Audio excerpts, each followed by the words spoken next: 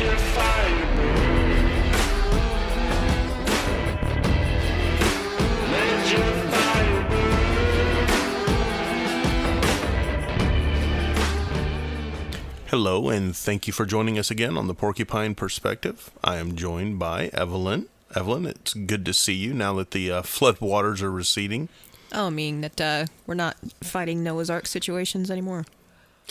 Yeah, that's one way of looking at it, and we do apologize for not releasing an episode earlier this week. Unfortunately, last weekend, we had rain, and then we had more rain, and then we had even more rain, and for whatever reason... Oh, no. Don't forget about the torrential downpours that we had in between. Well, that's technically rain. It just doesn't describe the volume. Let's put it this way. We had cars that were bobbing in the street. I got to see firsthand some people in Mercedes convertibles and Mustangs that were floating down the street. They chose poorly, and I bet their insurance company thanks them. Well, not just that, but by that point, the flooding was happening within, 20 or 30 minutes from the time the rain started. It was just insanely fast because everything was already kind of peaking. Yes, and just for a point of reference, it had been raining off and on for several days, so there was definitely a lot of pre-saturation involved, but when it hit so fast that literally cars were floating, and we saw fire trucks, which I found kind of funny. When you think of fire trucks, you think of fire, and I guarantee you there was no fires happening this day in our town because... it would have been put out instantly. They drive the big trucks, so, if anybody has the likelihood of getting through and helping people, who is it?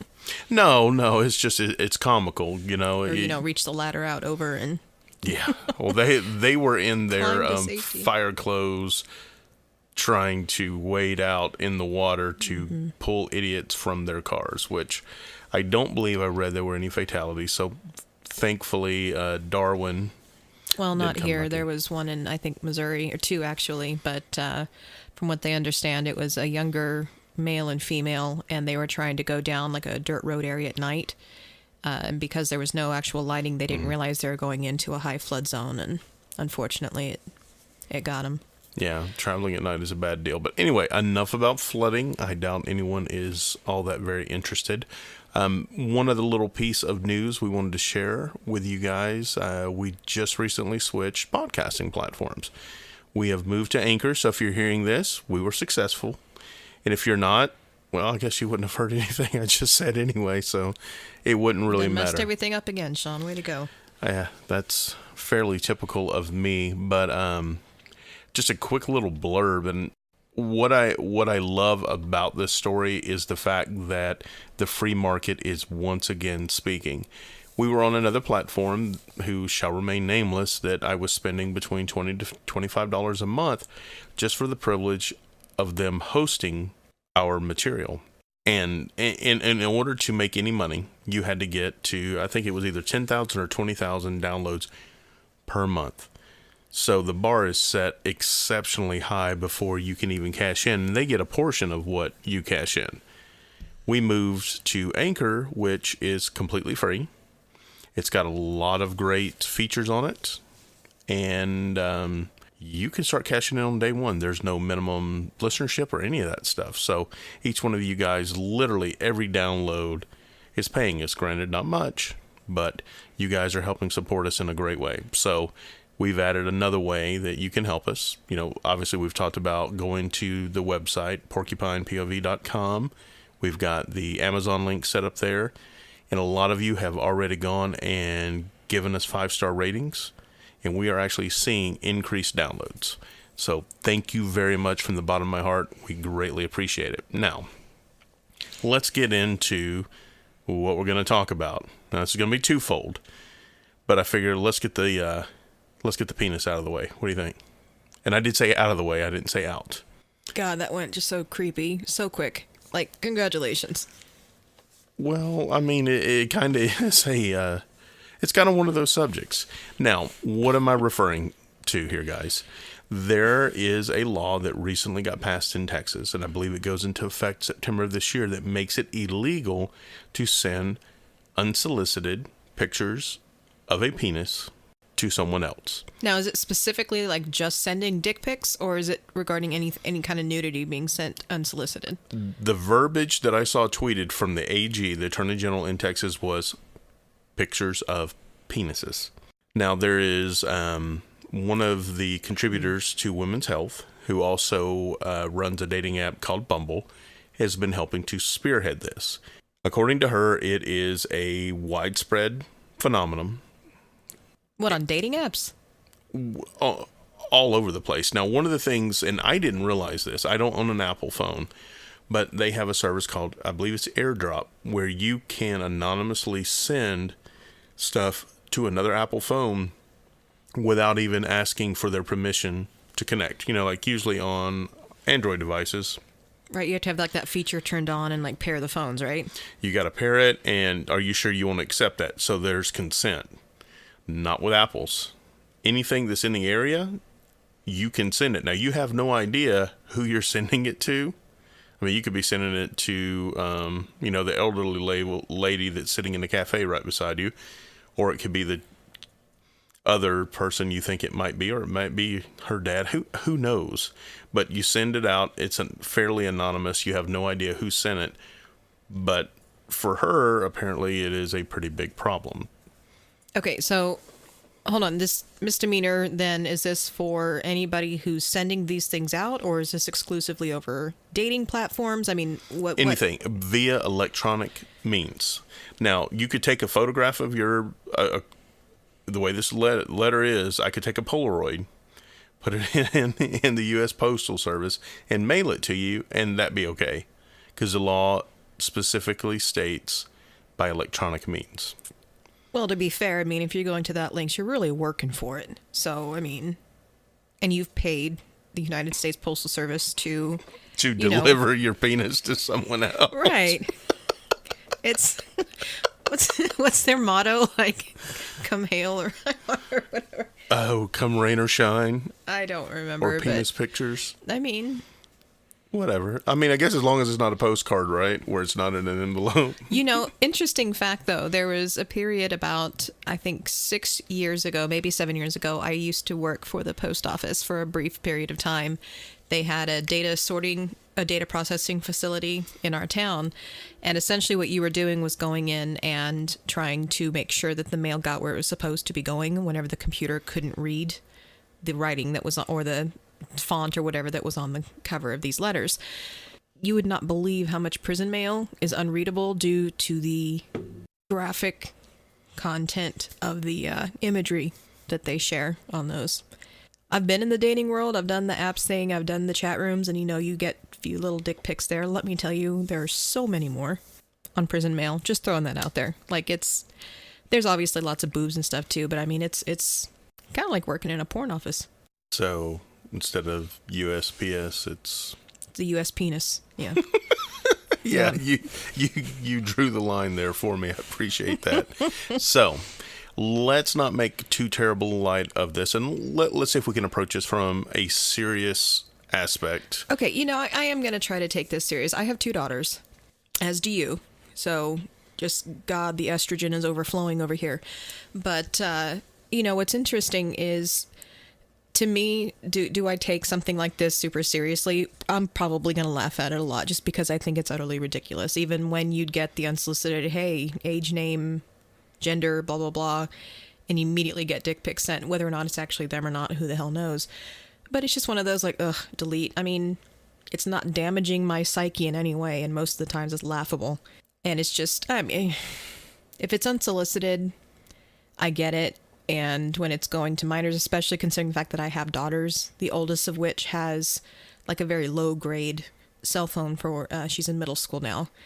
And so we like to make sure that she's able to communicate with us because she gets home before we do. School releases at like 2:00. So we want to make sure she has a means of communicating.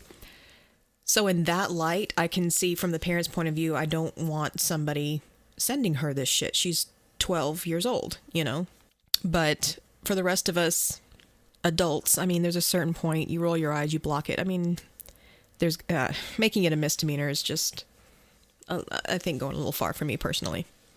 And I agree. I believe they went specifically to a level of misdemeanor that was the equivalent of speeding.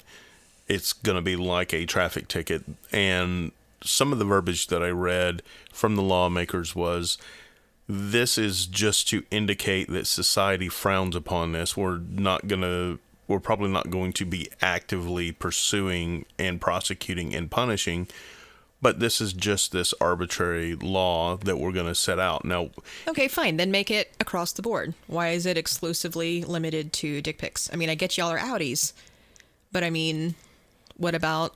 Yeah, the other side. And this is where we want to look at our perspective on this. You want to make it really interesting. See if they're going to extend this to Louisiana. If they do it cross-gender, whatever, not cross-gender, you know what I mean, across gender lines, activate it in Louisiana. They will earn so much money at Mardi Gras. Just imagine it. Oh, yeah. Tickets flying. Yeah. I was wondering where you're going, Louisiana. I'm like, okay, catfishing, no. King cake, no. Crawfish, no. I hope. I hope. But anyway, I'm sorry, go ahead. All right, let's drill out here for a moment. We're going to make it illegal to send dick pics. Now, you kind of crossed the threshold there, and I definitely want to look at that. Looking at the verbiage of the articles that are surrounding this legislation, it looks like it is being done specifically to protect women from what is being coined as sexual harassment. And again, not making light of this. This is something that I don't think anyone should be doing. This definitely falls in the category of, hey, not a good idea. Because even if you do have something impressive to show, the likelihood of it actually being yours and the person believing it's yours and being interested in it, it's the equivalent of the sleazy old guy in the bar that walks up and says, hey, baby, want to come back to my place? All I can do is imagine like a Rodney Dangerfield type of individual trying cheesy one-liners to take a girl home. So, and again, I'm not here for dating advice or to hand it out. Probably good. Yeah, it's better for all of you that I don't go down that road. But looking at it from that aspect, what if a homosexual decides that he wants to send a dick pic to someone else and of course that's going to be a male, not a female? Is equal protection provided in that case within the law? If it's not, and we're not providing equal protection, it should not be a law. I agree with that. Now, from what I've seen on the law, it made sending unsolicited dick pics illegal. Period. It didn't say specifically sending them to women. So I do think this covers in the verbiage of the law. And things like that. You are absolutely correct in the verbiage. But whether or not it's actually prosecuted, that's the and thing. Followed up on is going to be something different. And honestly, that's the most important part, in my opinion. If you make a rule but making a undisclosed exception, it's worse than actually not having a law, because you are stating that you have protection for one group of people, but not another group of people. That's why I was asking. I mean, it shouldn't just be limited to that. If you're sending nudes in any way unsolicited, it should be banned. If you're going to do that, then ban it across the board. What constitutes? Is it genitalia only? What do you think? You've got a couple daughters. Oh, that's just like my brain refuses to function going into that. Sorry. Okay, you don't have to answer it, but no. I know. Would I be comfortable with them receiving a naked picture of a guy's ass or a dick or boob? I mean, if they end up being gay, boob shots. I mean, none of it makes me comfortable. Let's be honest. None of it makes me comfortable. But at the same time, I hope I've raised them enough to be able to handle themselves and stand up for themselves enough to be like, dude, get the fuck out of here. I mean, yeah, have a thicker skin. And this is kind of the thing I want to unpackage here with this. What is the difference between genitalia and any other part of the body? True differences. They're ugly. I mean, let's be honest. I've seen a lot of ugly faces too. That's true. That's true. But what's the difference with this area? What can you tell me is different? What actually makes them different? Physiologically, obviously, it's skin. It's another body part. It's an appendage. It's not an appendage. You know what I mean? It is what it is. Socially speaking, it is meant to be a private area. Like with my daughter, we refer to it as bathing suit areas, call it Right. bikini areas, whatever. There's certain areas that need to be within our culture, within our society, kept more private. Nice save. What? That was a nice save because I was getting ready to take you to task.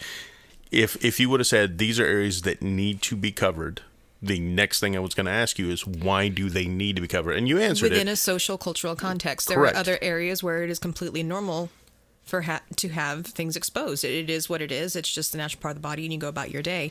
It's not a big deal. However, we do not live in a society nor a culture that is that way, and there's going to be certain social repercussions, and in a lot of areas, legal repercussions. Talk to any streaker that's managed to get on a field in any kind of a football game. There's going to be some repercussions there. Even if we all... And there's another thing I'm looking at. Would that count as a massive unsolicited disclosure? Because he's technically not sending it. The broadcast companies are. Look at that. Yeah, but who's at fault? In this case, they are not faulting the messaging company. They're not faulting Facebook. They're faulting the sender, which in my mind is absolutely correct because they're the ones making the decision. The other is just providing the means via right. electronics. No, I know. It was more just a joke, but yeah. No, but it's something that needs to be said. And you're right. It's due to societal or cultural norms. You know, there are tribes that live, maybe the Aborigines, Not for even instance. tribes. It's like there's a lot of nude beaches in France and other areas where it's a natural state of human Correct. being. So Well, no, it's not natural. If it was nudity is not natural. No, stop. If there is a specific place set aside for a behavior that makes it not normal, if they don't have to set aside a specific place, then it is a Okay, then normal let me behavior. phrase it. It is a natural state of being. And I agree. That is not frowned upon as much. How about that? I've seen some pictures, and there probably should be more frowning. I'm just saying. You can't have it both ways there. I know that. I understand. I'm just you looking at it can't going, say it's only if everything's nice and firm and taut and where it's supposed to be. Not too large, not too small. You know what I mean? okay, Goldilocks. Hey, you look in the mirror, buddy. I You're the one saying, understand. well, there's really... I get you. It's just there's a lot of porridge to be seen on some of these beaches. Some of it's You know what? Good for a hot them. mess. And that's great. It's fucking hot. You want to go to the beach? You know what? Go to the beach. Who gives a flying shit at that point? You don't like looking? Go find a tight body to look at. Jesus Christ. And I agree with you. Men and women across the board. I 100% agree with you. Settle down. It'll be all right. I am just saying that I personally would not want to visit one of those because the likelihood of trauma is much higher than the likelihood of seeing something I want to see. That is the only stipulation. And no one wants it. Well, And then let's do be you honest. think that sending these things unsolicited is going to traumatize you in some way? No, I don't. Receiving them, I'm sorry. No, and I don't. I don't think You think that. these pictures are all going to be cottage cheese free? No, and they're going to be horrible pictures. I was more joking about the fact that it would cause me trauma. I just wouldn't go because I've got no interest. Absolutely no interest in visiting the hot dog cart at a nude beach, if you know what I mean. I'm just not interested in the slightest. But yes, back on track. You derailed us. This is not my fault. Oh, it's never your fault. It's okay. Go ahead. You are learning. I like this. Anyway, so I just threw up in my mouth a little bit there. Sorry, y'all. it has to happen at least one episode or once an episode. So we got it out of the way. At least I don't have to worry about anything strenuous the rest of this. But encapsulating this, there's absolutely 100%. I agree with you. The body is natural, and if we all were raised on an island and we were never introduced to the culture that is Western culture, even Eastern culture, we would not have the hang-ups that we do personally. So we've established that there's nothing really different about this particular appendage other than the taboos that have been raised either through religiosity or through cultural norms. But in all regards, someone that lived earlier than us decided that it was too dangerous to look at these particular appendages and have them flopping around, that it might lead to untoward consequences, and therefore we have these hang-ups. And the reality is we have a lot of hang-ups about sex. Oh, yeah. And I'm not going to lie, I place a lot of that on religion. Now, whether you support that or not, I'll leave that up to you. That's just my personal opinion. I think that it has a tendency to taint how we feel about sex, something that's completely natural. We have no problem with any of the other species on the planet. But for whatever reason, within ourselves, we have to cover these things. Some of the weird things about this, and that I've never understood, for instance, you go to a strip club. You go to one here. Now, obviously, you are a consenting adult. The people on the stage, consenting adults, but they're still required to cover their nipples with a pasty. You cannot be allowed to see somebody's nipple in a strip bar. I didn't know that. Okay. Yeah, that's part of the law. But a guy can run down the street completely shirtless. What's the difference? Well, you said things shouldn't be flopping, so I'm assuming maybe that's the difference. Okay, what if it's a very large guy who has B cups or C cups, furry C cups? You know what? I honestly have no way of answering that in any way, shape, or form. Exactly. I don't know. Is there really any difference? Probably not. No. But, one of the other things, and again, I know they're seeking to protect women and all this stuff as opposed to just encouraging them to continue. We've always done, because I've never met someone, another female, ever, that has said that they've been traumatized or harmed in any way from the receipt of these stupid fucking dick pics. Whatever. I could see it if it was more meant to, especially with the barrage of social media and the younger and younger and younger kids now having telephones, especially as a parent, I can see this maybe as a way to try to deter people from doing kind of what you said with like the Apple things, where you're just kind of sending these things out in an unsolicited manner to maybe kids who aren't fully prepared to deal with that, and that could upset them in some ways. Again, are they going to be scarred from it? I wouldn't think so. I would. No offense. My daughters have seen my nephews get their diapers changed, and they haven't come running back to me and said, "Mom, I just saw a little penis and now I'm traumatized." Granted, it's all in a different context. I understand that a lot of these are presented in a much more sexualized manner, but this just goes into a weird area for me where it's just, well, now you're going to have a ticket for sending this unsolicited picture. What do they do in cases? And I think that's why I was asking if this is going across the board. Is this applying to women sending things as well in an unsolicited manner? Because then you're going into areas of, later on, you can go across areas into child pornography. If you have a woman... And actually, I knew a girl when I was younger who was under 18 years old. We were both pretty young, who was like aggressively pursuing this guy. And you'll have to excuse me when my voice is coming in and out a little bit, everybody. But she was actually like taking pictures of herself and sending them to this guy. He didn't want them. He flat out told her many times and contacted her parents asking them to get her to leave him alone. And granted, it was a smaller town, so thankfully the police situation knew him, knew her, and it didn't go further than that. But there's a lot of places where he would have been arrested for possession of child pornography because she was under 18 and he was, I think, 22 or something like that. So what happens with this? Is this going to have repercussions? And I mean, have you done any research on this? I looked into it briefly, and it looks like, and again, it's a state by state, sometimes city by city, how they want to handle the statutes, for instance. But if you are a minor and you send any type of imagery of your body to someone that is over the age of 18, you as the minor are guilty of distribution of child pornography.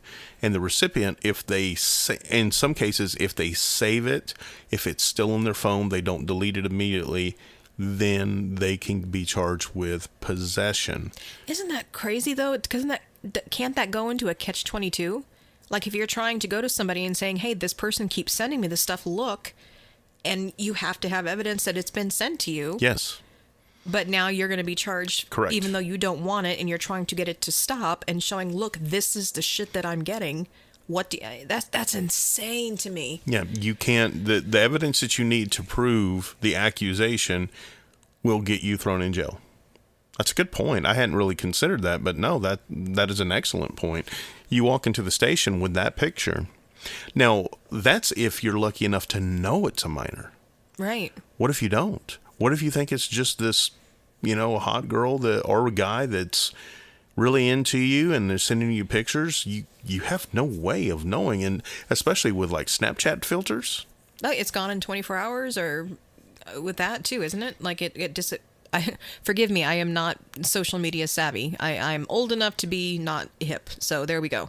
Like even the case I was referring to, this was like pre-social media. She wasn't like sending him electronic pictures. She was like physically taking pictures and like leaving them at his door or sending them to him. So like way old school methodology there. But I think within Snapchat, everything posted or sent on there deletes within like 24, 48 hours or something like that. That sounds accurate. Again, I wouldn't know, but one of the funny things that's come out of this Snapchat deal is the new filters that will change the way you look to the opposite sex. Well, no, think about that, where you could make it appear that you're a girl sending these pictures to some guy. I mean, the weirdness and creepy level of this is beyond measure. So while we're thinking about this, there's already a law, and luckily it got removed, or it's been challenged in Texas, that makes revenge porn illegal.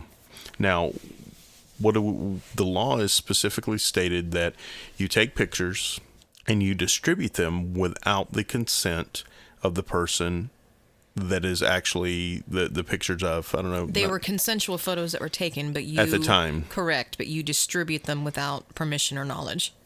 Typically after a breakup. Mm-hmm. But it doesn't have to be after a breakup. It can just be at any point where it's released or shared with others without the express approval of the other person featured.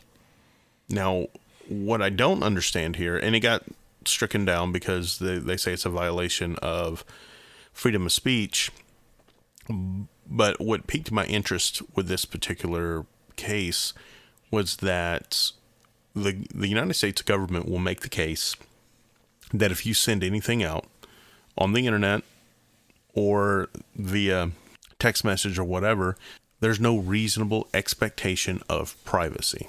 Well, that's true. I think that's kind of true anymore. It is. Now, here's my question. If I give you something, whose property is it? Well, it depends on what that thing is, but if you give it to another person, typically it becomes theirs. Typically. Now, in this case, it's electronic property. Intellectual property may be a way of looking at it. But again, once you are given it, and you're given it with consent, ownership is transferred. Do you, as the owner of this property, not have the ability to decide how to utilize it? Man, I don't know.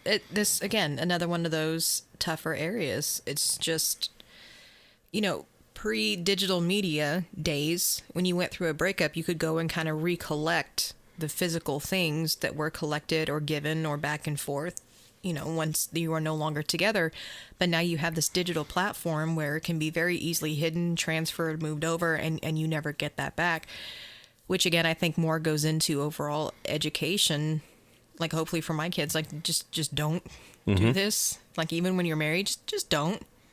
You never know what's going to happen. You never know, even if the person you're married to isn't necessarily releasing something. What if somebody borrows their phone? Yeah. And sure, this is cool, and just like your mom. Oh God.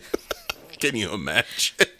I don't think she would ever say a word, but it'd be one of those where she'd never look my husband or myself in the eye ever again. She's one of those, like, her emotions, like, immediately on her sleeve, and she, like, turns beet red. Like, if anyone even mentions the fact that to have her grandchildren, sex was involved, and she, nope. And she just opes and dopes herself right out the door. So a prude. Yeah, in some ways, yeah. But, I mean, like in her house, the worst F word you can say is the word fart. Like, we can go over there and be like, oh, man, I had the worst fucking day. And she'll be like, oh, well, what happened? It's like, well, I was over there and, and then we were doing the podcast and Shawn farted. Don't you use that word in my house. Like, we had to use the word stinker or toot. Yep. To this day, I'm 35 years old. And if one of my nephews or something has gas, I'll be like, oh, watch out. He just made a stinker. And we're okay. So she's just an odd duck that way. Just that way, or? Oh, no, lots of ways. Okay. But I mean, that's one of the more interesting quirks. I don't know how we got onto this conversation, so Mom, sorry for using the word fart publicly. So there you go. Oh my God. From dicks to farts. And here we go. Wee! We've gotten officially to the toilet bowl episode. Yes. Maybe we need to call this potty humor or stinker humor in honor of your mother. Anyway. But there's definitely a question that needs to be answered here. Do I think it's a good idea to share intimate photos of another human being without their consent? Absolutely not. I don't think it's a good idea at all. Should it be something that's legislated? I do not believe it should be something that is legislated. I think this is something that needs to be worked out between the individuals. And let's be fair here, guys. If you don't want to run the risk of those kind of photos getting out, there's only one sure way to do it. And it's to take your advice and just don't abstain. Abstain, yeah. Oh God, you're going to make me sound like a church person now, which, again, no harm, no foul to anyone else. But to be fair, guys, and I'm going to poke a little bit of fun, they believe that abstinence is the best way to not get pregnant, and literally their savior was born of a virgin. I'm just saying, I'm going to lay that out there. That's one of those that you kind of got to go, huh, didn't work so hot for her, if you believe the stories, of course. But again, well, we are squirreling like motherfuckers today. We're not squirreling. That's not. You said abstain, and that's just what I thought of immediately. Just don't do it. Just say no. There you go. Yeah, just say no. Nancy Reagan, just say no. There you go. That worked out so well for drugs and the drug war. Anyway, let's not go down that path either. See what? This is your fault. Still your fault. Anyway, so I don't think it's a good idea. I would make the argument that you own the property once it is sent to you. If I send you a photograph of my house, you own that picture. You get to decide what to do with that picture. Now, at the same time, you have to reap the responsibilities of what you do. Let's say it causes true harm to me. I don't think I can sue you, but obviously you have to live with that. And again, there's going to be a lot of people that don't believe that that's a strong enough punishment. Should there be something in place to help deter some of this stuff? You know what? I think so. I think there's a lot of stupid shit people do when they're young and in that first love area and trying to keep somebody happy, where no matter how much we discuss it with our kids or whatever else goes on, are they going to do stupid shit? Yes, they're going to do stupid shit. But should that be something that comes back to haunt them years and years later? What if one of my kids was in their first love relationship and the boyfriend wanted pictures and it's creepy to think about, but I'm not going to do my mom. Fart. Okay, here we go. Is that how you exercise your mom? Say fart 3 times real quick. It's like Beetlejuice. I guess. I don't know. Wow. I don't even know. I'm going to do that in front of her now. I'm going to get in so much trouble. Okay, I'm sorry. But let's say that she does something dumb like that when she's 18, 19 years old. It doesn't work out. She thinks it's all done, deleted, whatnot. And then she later goes on to maybe become a teacher. And say 10, 15 years later, this guy or someone that he knew that got a hold of his information, went through his computer, blasts this out. And all of a sudden, oh, hey, there's Miss So-and-so with nudes everywhere. And her career and her life is destroyed. Right, and you could absolutely see it. If she was in the same town, maybe, became a teacher, and this just so happens to be one of her students' fathers that she had a fling with or dated when she was young. It can absolutely come back to haunt you. But so can the stories or the drug use or the rumors or whatever else. No, I understand that, but I mean, to have something released without your approval, I think they at least have a decent start there, because I do think there is a place for, as we said, I'm not as far along on this rabbit hole as you are. I do think that there is a place for laws and legislature within a certain capacity. And I do think that they're onto something there, saying, look, even if something was done at a certain point with a consent, there's a reasonable expectation there of privacy, and you blasting all of this out and sending it out, it's not, like you said, that once an accusation is out, once something like that is out, you're done. Whatever you want to pursue after that, that's what people are going to see. So how would you envision laws providing protection against this? And because on the one side, and I don't want to conflate the two, but we talk about how strong an accusation is and how much it harms a person. When we did the episode about the politics of sex, talking about rape accusations, for instance. And in this case, what is a law going to do positive that it is not going to cause even more harm than the positive effect? Does that make sense? I mean, at some point, maybe you go like it opens them up to some kind of a civil route where it's like, okay, you have completely undermined my ability to support my family and myself for the foreseeable future. You are now tied into, like a financial responsibility, something along those lines. Isn't it weird that, I don't know. Isn't it weird that pocketbook that typically has the most? It does, but do you have a right? But that's the question we're getting at, and I know we're not going to necessarily get to an answer within a singular episode, but it begs this question: are you entitled to, I don't know, like you said, financial compensation? But I mean, what have they done? I showed. What's the difference between you nude and, let's say, a really small bikini? Now, obviously, it covers up the giblets and the rest of the stuff, but the reality, we're talking, what, a couple inches of cloth. We have in our society, and I think you hit the nail on the head, that this is a cultural problem. And until we can get our heads around, because think about this, instead of this being, we need to give politicians the power to decide whether or not this is legal or not, and whether or not actual harm is caused. Let's just decide as a society, hey, you know what? One of our biggest driving forces is procreation. We spend lots of money to make people want to see us naked and to see other people naked. At some point, we've got to say, you know what? Maybe this is okay, and I should not prevent you from having a job because someone has a picture of you naked. There's this negative connotation with nudity that I think is at the heart of this culturally. And there's no way to flip a switch. No, of course not. But do you think that there, for cases where this does happen and there's that level of, personal harm that's impacted just due to the fact that this is where we are at culturally, and that is how it is impacted, especially in public professions? Well, not politicians, obviously, but hey, that's something separate.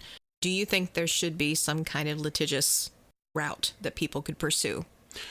I am never going to say that people should not be able to go to a private court and try to seek damages. I'm not going to say that, because that's how a lot of things are going to be solved. What I do not want is a committee of politicians who honestly do not have any say over my life determining whether or not this is going to have a police officer pull me over, write me a ticket, and maybe send me to jail. That's my big deal. Within an individual society, within an individual group of people, they can determine amongst themselves what is taboo and what is not taboo. Okay. Well, do you think that there should be something like this in place to protect minors? Would you want there to be a repercussion if somebody sent something like that to your daughter, one of your daughters? I would want to live in a society that had that protection. I would not, on the other hand, say that I want you to live in that society, because at that point I am making a choice for you. If you decide you want to live in a society that's like that, then the society should better represent what you want. And that's the problem with the current situation we have. We have a democracy. We have the majority rule, a mob rule, but Yeah, but you're talking about eating your cake and having it too. I am absolutely Within not. within the society that we are in, the different people are going to be in here. So how do you structure that then? Do we have different? I mean, are you wanting to do more like state to state, where you can live in the state that Smaller. has? Okay, city to city. Smaller. Group to group. Group to group. Here's the thing. Okay, so let's say What somebody is a from one city? of these other groups where that's not an issue sends this shit to your kid who they are in your group. Well, then you are then enforcing your ideal on somebody from the other group.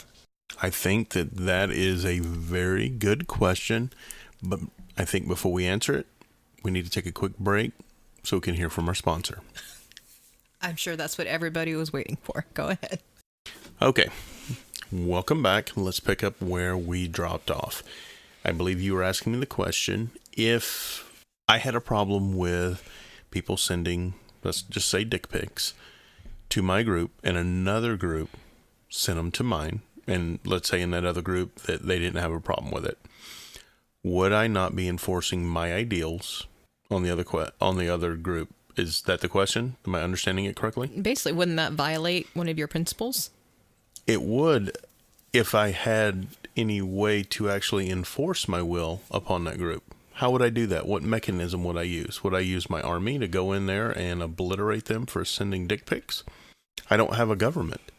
I don't have a police force. I don't have a way of inflicting my personal views on another group. Now, let's say, for instance, but let's go into the realm of the hypothetical here. Your group has no problem with it. You run the little nudie beach that we were talking about. Okay. You guys are a completely open society, and mine's more traditional, more conservative. If you are violating what I hold sacred, am I going to continue to do business with you? Probably not at that point.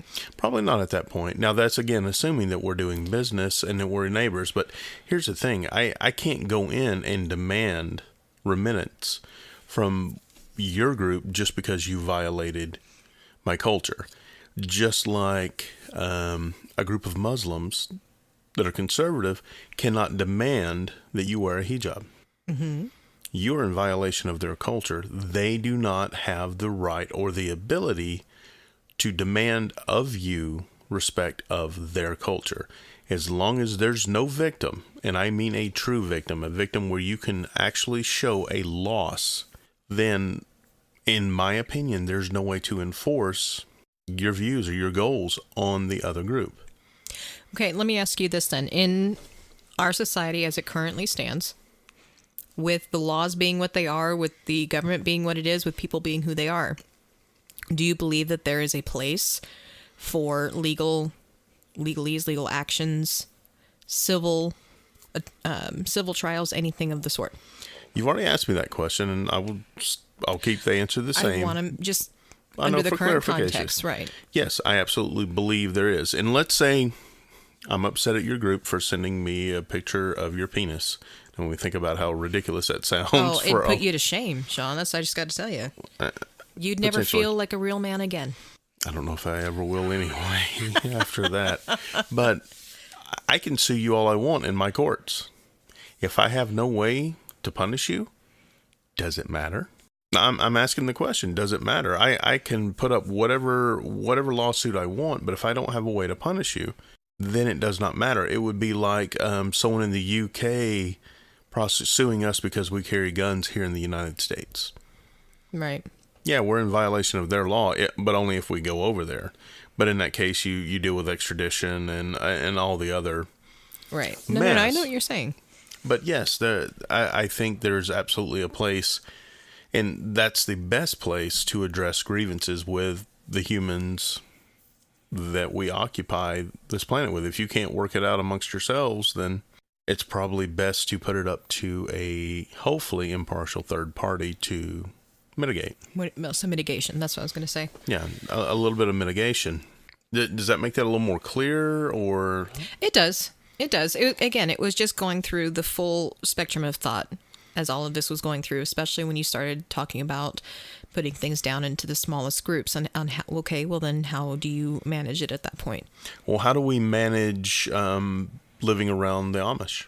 How do we manage You do living you, around we do we. Exactly. And it's the exact same thing. I can guarantee you when the Mennonites are at a store shopping with the way some people dress, that it is offensive to them the way that females and men dress. Do they have a right to take you to court for an affront to their culture? In that context, probably no. Probably no. Now, there are going to be those of you that are going to cry foul and say, well, sending a picture of a penis is much different. Bigger leap. But right? then we've got to ask this question. One, and we already covered it. One, why is it offensive? But two, what makes a penis a penis? And how much of a penis does it have to be? You know, if you cover the head and it's just the shaft, is it still a penis? What about vice versa? What if I send you a picture of Michelangelo's David? It's got an exposed penis. You can just put a little post-it over that and it's fine. I get that.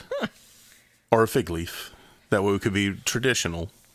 But the point of it is, what defines a phallic symbol? What if it is, let's just say, a strap-on?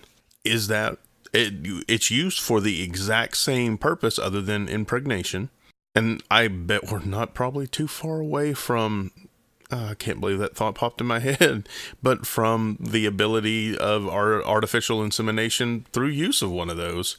It could be like one of the little Crossman pistols with a little CO2 injection, and you load it with, you get the idea. I got the idea. Like a turbo turkey baster. I like it. Turbo turkey. We could market it. And for only 3 easy payments of $19.99, as seen on TV, you can impregnate your girlfriend. Would you really show that on TV? Absolutely. We're going into how the else are you? How? That's going to be the new late night Cinemax. There you go. Anyway, that is kind of funny if you think about it. There's a market for it. I'm just saying. There's a market for it. I mean, you could give the full experience that way.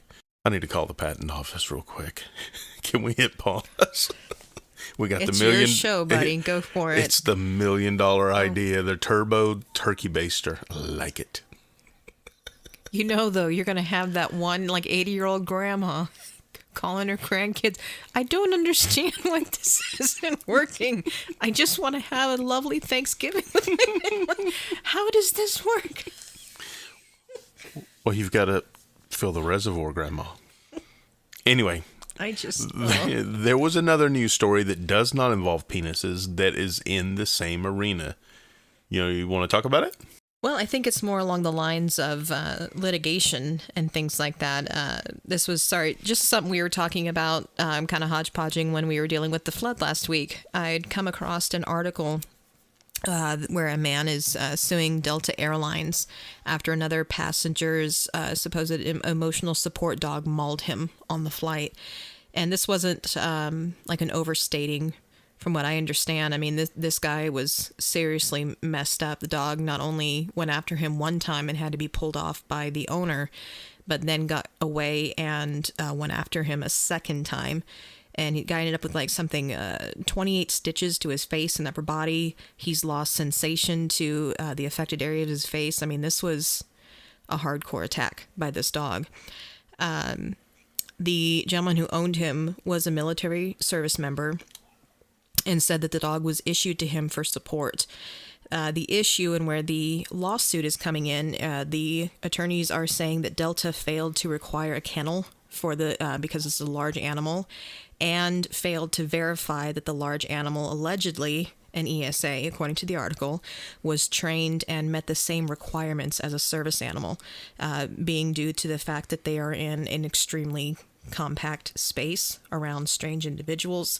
Typically, animals that are allowed onto planes have to show that they are certified and trained, from what I understand. Well, yeah, and it's not only that they're in a confined area with people, but they're going to be experiencing sensations like flight, and we all know from takeoff that it's disconcerting. Yeah. To use the to use a very light word for it. And okay, so if I remember correctly, I want you to correct me if I'm wrong. Let me add one thing here, just to clarify. In 2018, Delta as a company itself actually tightened their policies on emotional support animals by requiring a confirmation of animal training form as well as other official documentation. Apparently in this case, I don't think they vetted through everything fully. And from again, I need to look into this deeper. If anybody else looks into this, if I'm missing something, I apologize.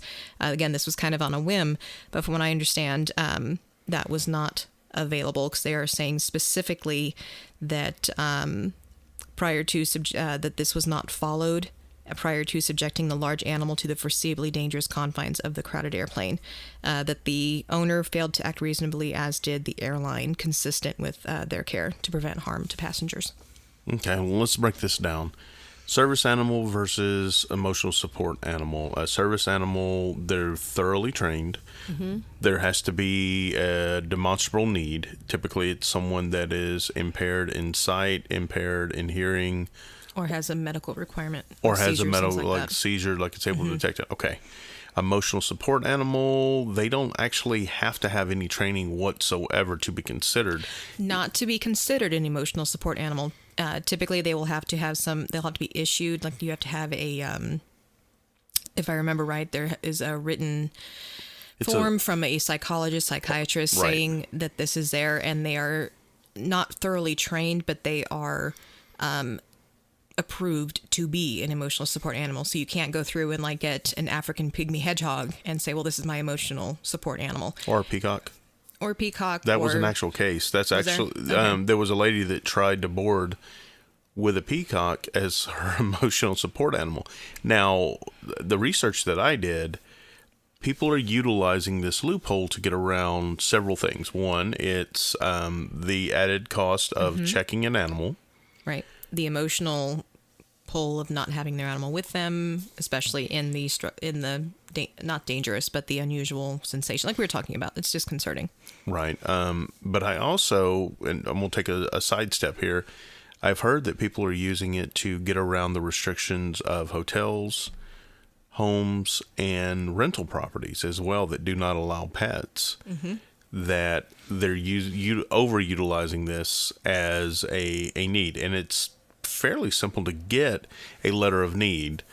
There was an interesting news report done not too long ago. I remember coming across it. I can't remember if it was like NBC Nightly News or one of those, but they did one of those little investigative segments where they went through and spoke with a woman who had claimed that her just family pet dog was an ESA, emotional support animal, specifically to avoid the costs, one, of putting him on a plane, but two, because she just wanted him there with her. She just liked having him there. Now, thankfully, nothing untoward or bad happened during these flights, and she stopped doing it because eventually she said she just kind of felt bad. But there's sites you can go to and put in your dog's information, and they will, for like $100, $200, however much, give you this very official looking certificate and a little vest collar thing for your dog to wear that says ESA or something, and you can take this in. Now, if most airlines have kind of like Delta, where they have to have a signed letter from a psychiatrist along with these certifications to allow these animals to fly. They have to have some kind of training before they are going to be on this emotionally unbalanced situation you're getting ready to put them into. More often than not, the airline employees, and honestly, are they just trying to be good people in many cases? I'm sure. But these animals are getting on these flights. I think one of the animals, actually, that's where I came up with the African pygmy hedgehog. There was a hedgehog. There was this huge, like, bunny rabbit they put on there. All these crazy animals. I think they drew the line at some kind of a reptile or something, but it's wild what people do.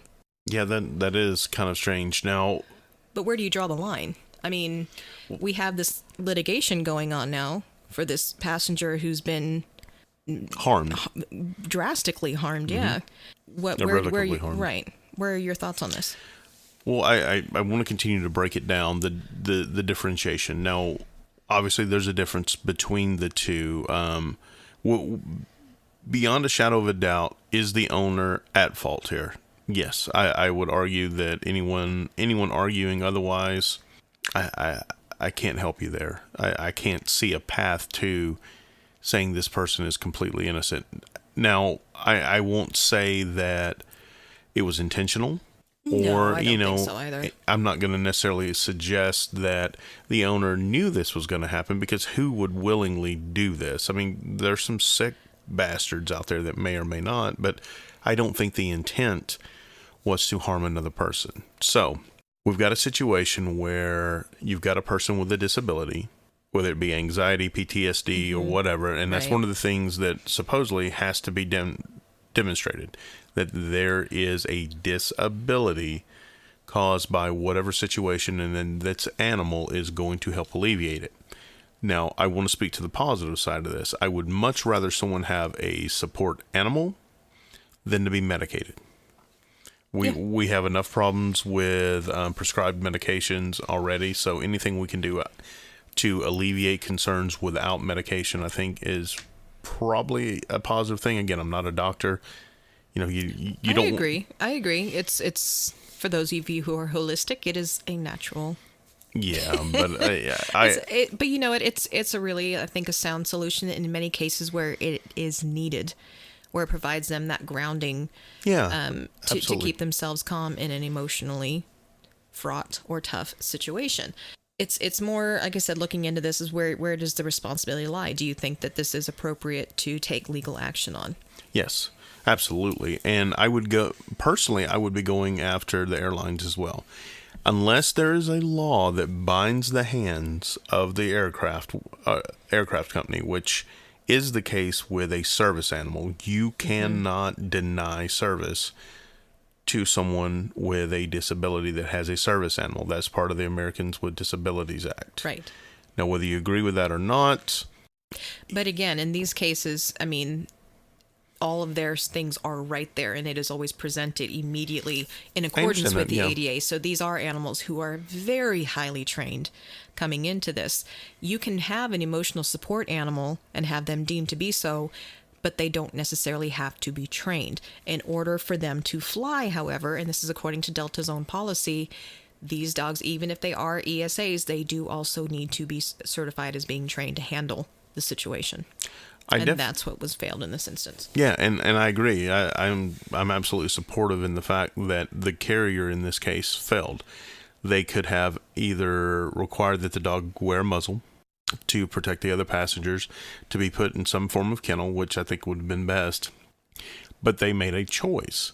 Now here's where things get kind of strange. I'm gonna break it down, then we'll come back to the airlines.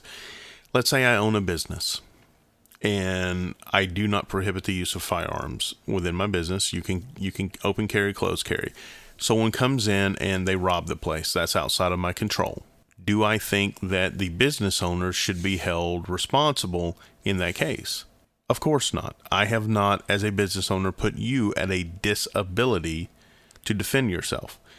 On the flip side of that, if I am a facility that does not allow firearms, I believe that I now have the responsibility for providing protection for my customers.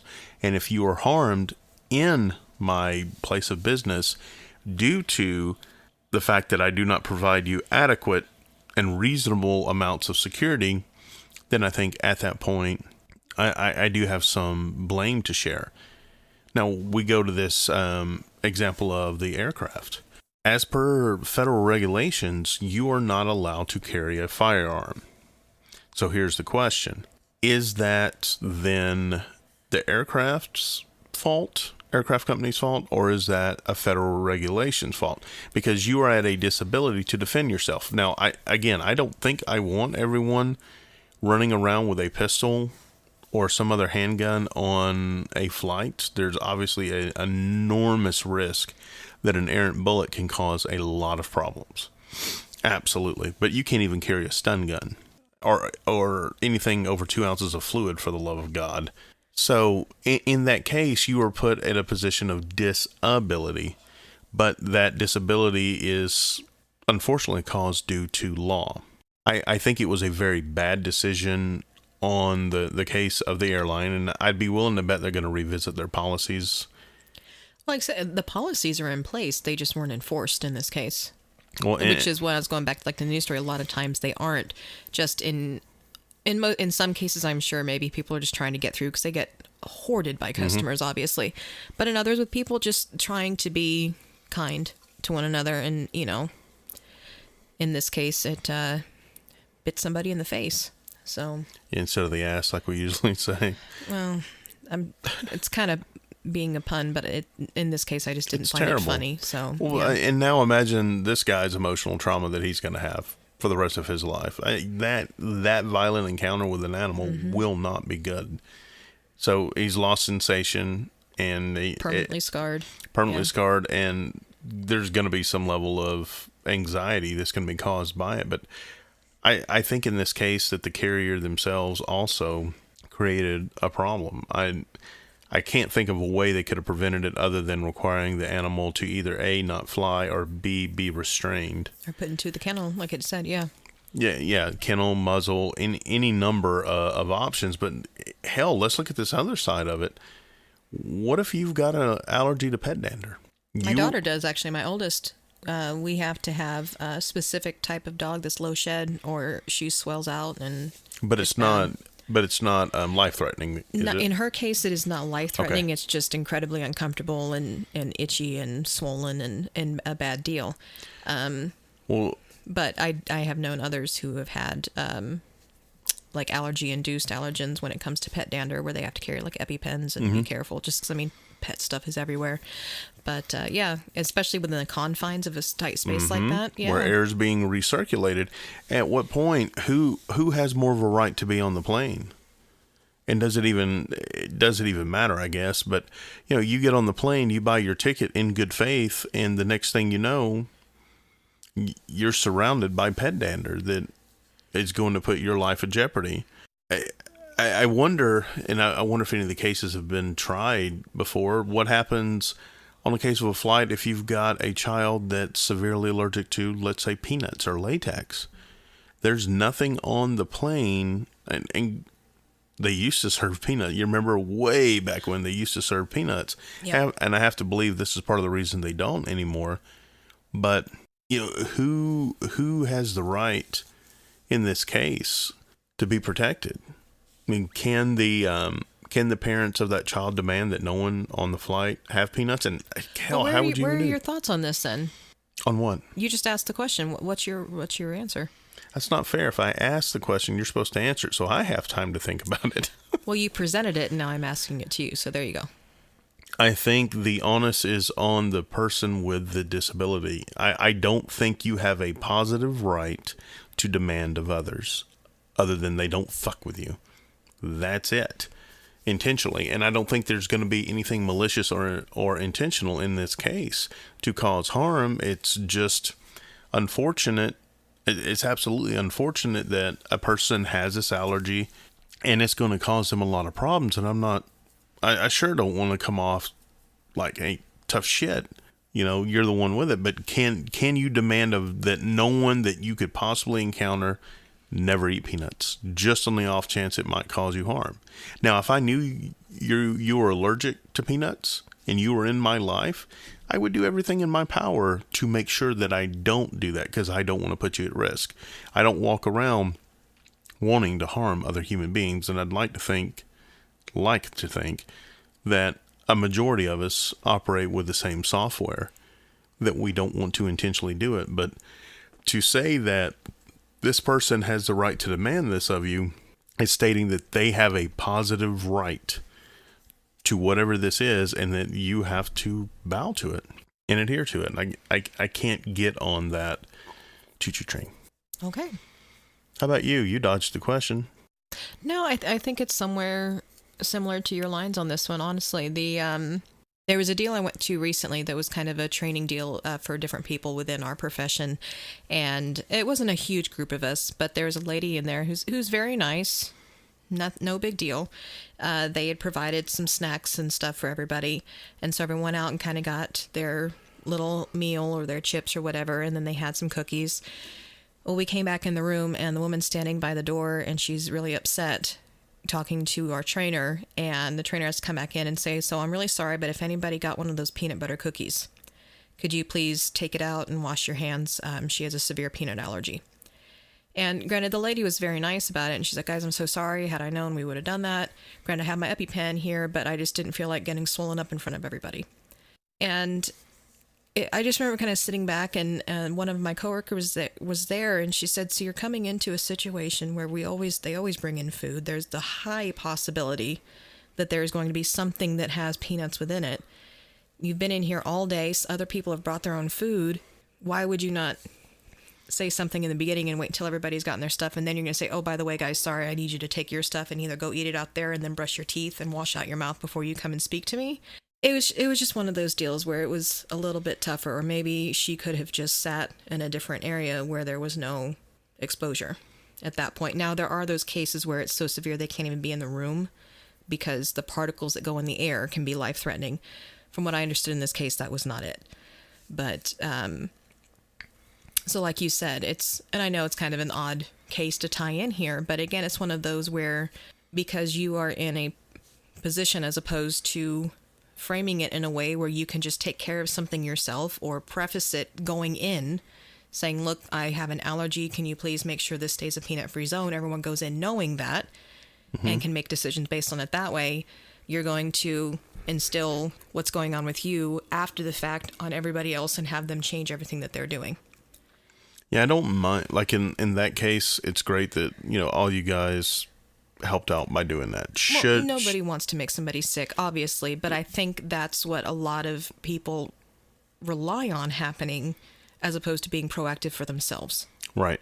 And like, for instance, when I do training with the company that I work for, that is actually one of the questions they ask before you show up to the meeting. When you sign up, do you have any allergies? Do you have any diet restrictions? Some of those, because they always service lunch and they have snacks. Diet restrictions, are you vegan, or do you have some kind of religious preference on the type of food that you can or cannot eat?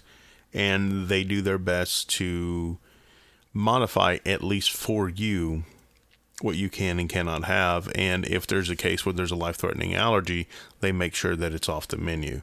But if it's just preferential, they package it completely separate so that there's no way that there's anything going on. Should this person have said something right off the bat? I would think so. It's like, it's very much like you know something that, I don't want to say a preference, but if you have the knowledge that there's something out there that could be potentially life-threatening, you're the one with the knowledge. No one else has the knowledge. It's your responsibility to impart that knowledge on other people. Right. Well, I mean, in our case, like whenever our families get together and do the dinners and stuff, I have an allergy to pineapple. I think there was one night you made tacos al pastor. Mm-hmm. And I probably butchered that terribly. Sorry for anybody Spanish speaking. I have a super American tongue. Well, it's the meat, from what I understand, is marinated in pineapple juice. Correct. Right?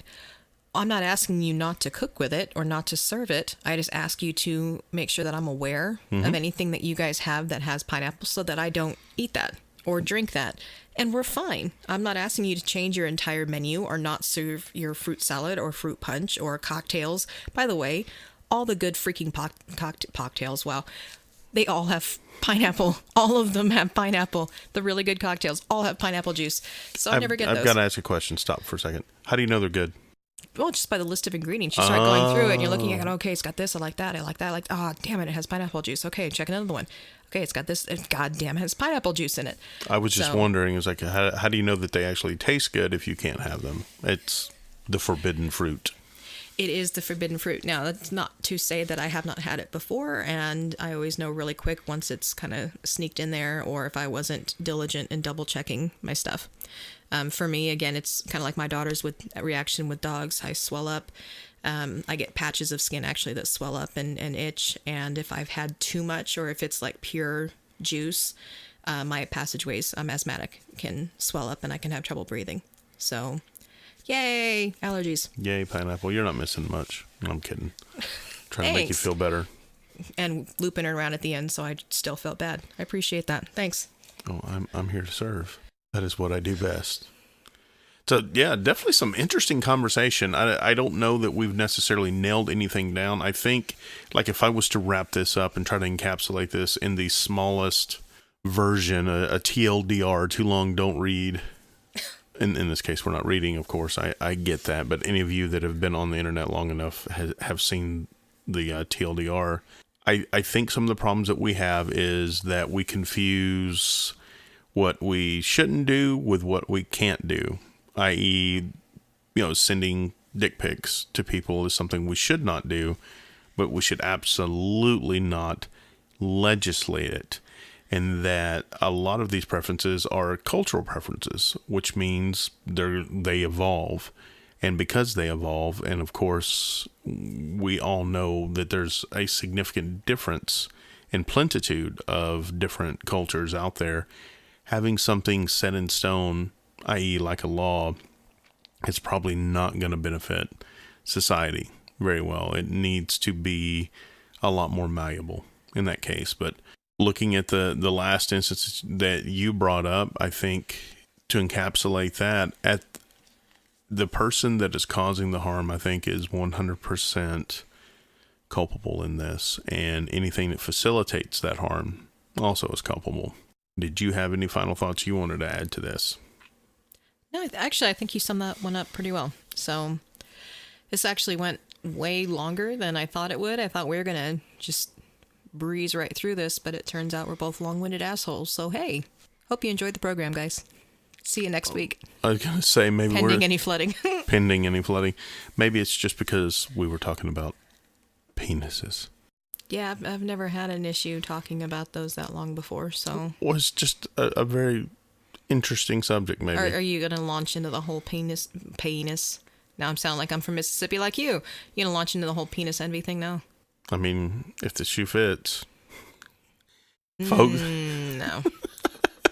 Thank you so much for spending some time with us. We always appreciate it. I hope you have a wonderful day, and we'll see you next week. Toodles.